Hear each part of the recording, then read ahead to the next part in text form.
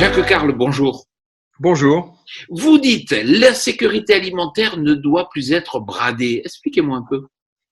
Écoutez, quand on observe la situation mondiale et que l'on se rend compte que la Chine, je dirais, a plus de 50% des stocks mondiaux en matière alimentaire, qu'elle a 9 mois de stock pour les céréales et que l'Europe n'a plus que 10% de stock de réserve de céréales, il y a un sujet majeur, c'est celui de la sécurité alimentaire. On ne peut pas continuer à fonctionner avec une politique agricole commune qui est aussi faible en matière de sécurité alimentaire.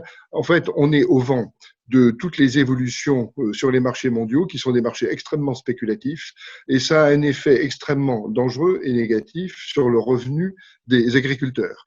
Si j'ai donc un conseil à donner, c'est de rétablir un niveau de sécurité alimentaire, donc de stock, qui soit suffisant pour asseoir une politique beaucoup plus audacieuse vis-à-vis du monde agricole et qui sécurise aussi beaucoup mieux le revenu des paysans.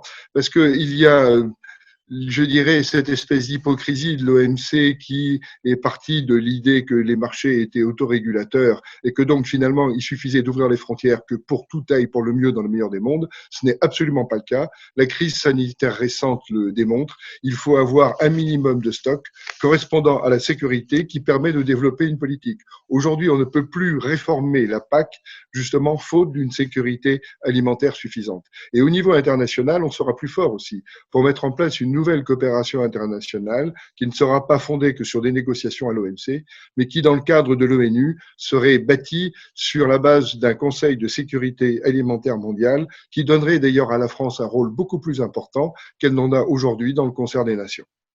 Jacques Carle, merci beaucoup.